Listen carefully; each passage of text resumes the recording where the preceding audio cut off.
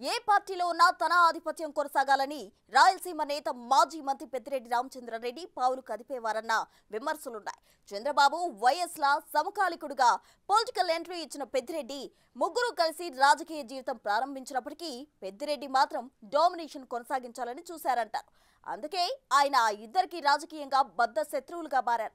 వైఎస్తో అంత గ్యాప్ పెట్టుకున్న పెద్దిరెడ్డి తర్వాత జగన్ను మచ్చిక చేసుకుని కాంగ్రెస్ ప్రభుత్వంలో లైమ్ లైట్లోకి వచ్చారట. ప్రస్తుత రాజకీయాల్లో పెద్దిరెడ్డి ఎన్ని ఆరోపణలు ఎదుర్కొంటున్నారో జగన్ కు ఆయన అంత సన్నిహితుడో ప్రత్యేకంగా చెప్పనవసరం లేదు. అసలు పెద్దిరెడ్డికి జగన్ కి లింకు ఎలా కుదిరింది? రాజకీయాల్లో ఎప్పుడేం జరుగుతుందో ఎవరూ ఊహించలేరు. కింద పడ్డా మాదే పై చెయ్యి అన్నట్లు వ్యవహరించే పొలిటీషియన్లు తమ మనుగడ కోసం ఎంత దూరమైనా వెళతారన్న దానికి రాయలసీమలోని చిత్తూరు జిల్లా వైసీపీ మాజీ మంత్రి, ప్రస్తుత పుంగనూరు ఎమ్మెల్యే పెద్దిరెడ్డి రామచంద్రారెడ్డి ప్రత్యక్ష ఉదాహరణ అని రాజకీయ విశ్లేషకులు అంటున్నారు.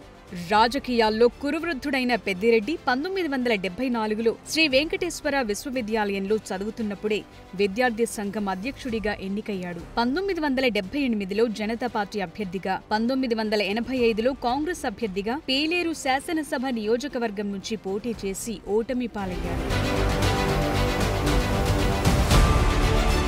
తర్వాత కాంగ్రెస్ పార్టీ అభ్యర్థిగా 1989, 1999, 2004లో పీలేరు నుంచి ఎమ్మెల్యేగా గెలుపొందారు. 2008లో పీసీసీ ఉపాధ్యక్షుడిగా నియమితులయ్యారు. 2009లో పుంగనూరు నుంచి ఎమ్మెల్యేగా గెలుపొందారు. అదే సంవత్సరంలో వైఎస్ రాజశేఖర్ రెడ్డి, కొణిజేటి రోసయ్య మంత్రివర్గంలో అడవులు, పర్యావరణ శాఖ, సాంకేతిక శాఖ మంత్రిగా పనిచేశారు. ఆయన 2013లో కాంగ్రెస్ పార్టీకి రాజీనామా చేసి వైసీపీలో చేరి 2014, 2019లో ఎమ్మెల్యేగా గెలిచారు. ఆయన 2019లో జగన్ మంత్రివర్గంలో పంచాయతీరాజ్, గ్రామీణాభివృద్ధి, గనుల, భూగర్భ శాఖ మంత్రిగా బాధ్యతలు చేపట్టారు. అదే పెద్దిరెడ్డి రామచంద్రారెడ్డికి గ్రామ సచివాలయ, వాలంటీర్ల శాఖ బాధ్యతలను 21 సెప్టెంబర్ 2020న ప్రభుత్వం అప్పగించింది.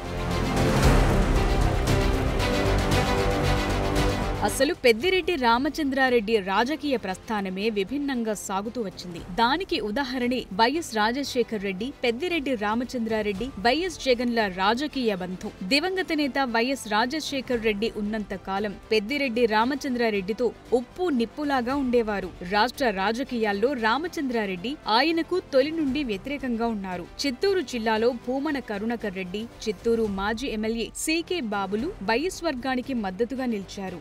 మాజీ ముఖ్యమంత్రి కిరణ్ కుమార్ రెడ్డి వర్గం కూడా తొలుత వైఎస్కు వ్యతిరేకంగానే పనిచేశారు. ఉమ్మడి ఆంధ్రప్రదేశ్లో మాజీ సీఎంలు నేదురుమల్లి జనార్దన్ రెడ్డి, కోట విజయభాస్కర్ రెడ్డిల హవా తగ్గాక కిరణ్ వర్గం కూడా వైఎస్తో కలిసిపోయింది. పెద్దిరెడ్డి రామచంద్రారెడ్డి మాత్రం 2009 వరకు వైఎస్కు వ్యతిరేకంగానే ఉన్నారు. 2001 జిల్లా పరిషత్ చైర్మన్ ఎన్నిక విషయంలో వైఎస్ వర్గానికి వ్యతిరేకంగా గట్టిగా నిలబడి బీసీ వర్గానికి చెందిన బంగారుపాళ్యం జెడ్పీటీసీ రెడ్డమ్మను చిత్తూరు జిల్లా జెడ్పీ చైర్మన్ చేశారు. అప్పుడు పెద్ద తతంగాన్ని నడిపారు. ఇరు వర్గాలకు సయోధ్య కుదర్చటంలో పీసీసీ అధ్యక్షుడు ఎం సత్యనారాయణ కొంతమేరకు వైఎస్ను ఒప్పించారు. రాజశేఖర్ రెడ్డి చేవెళ్ల నుంచి పాదయాత్ర ప్రారంభించిన సమయంలో రాష్ట్రంలోని కాంగ్రెస్ నాయకులంతా ఆ కార్యక్రమానికి హాజరయ్యారు.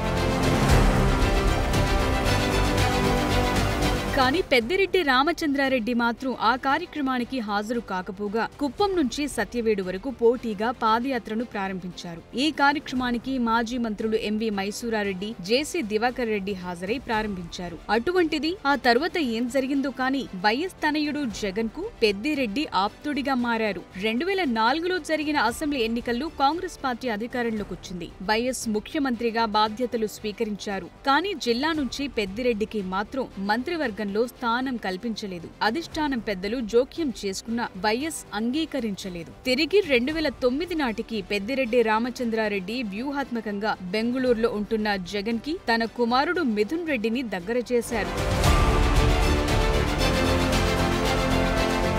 జగన్మోహన్ రెడ్డి ఒత్తిడితో వైఎస్ తన మంత్రివర్గంలోకి పెద్దిరెడ్డిని తీసుకున్నారన్న ప్రచారం కాంగ్రెస్ వర్గాల్లో ఇప్పటికీ వినిపిస్తుంది. అప్పటి నుండి పెద్దిరెడ్డి కుటుంబానికి జగన్ తో విడదీయలేని బంధం ఏర్పడిందట. జగన్ సీఎం అయ్యాక కేబినెట్ లో పెద్దిరెడ్డి నంబర్ 2 పొజిషన్ ను దక్కించుకున్నారు. తండ్రి రాజశేఖర్ రెడ్డితో విభేదించిన పెద్దిరెడ్డి రామచంద్రారెడ్డి ఆ తరువాత జగన్ కు అత్యంత ఆప్తుడిగా మారిపోయాడు. ఇప్పుడు అవినీతి ఆరోపణల్లో నానా కేసులు ఎదుర్కోవాల్సి వస్తోంది. మొత్తానికి పాలిటిక్స్ లో దరిద్రం, అదృష్టాలకు ప్రతీక పెద్దిరెడ్డి అని చెప్పుకోవచ్చేమో.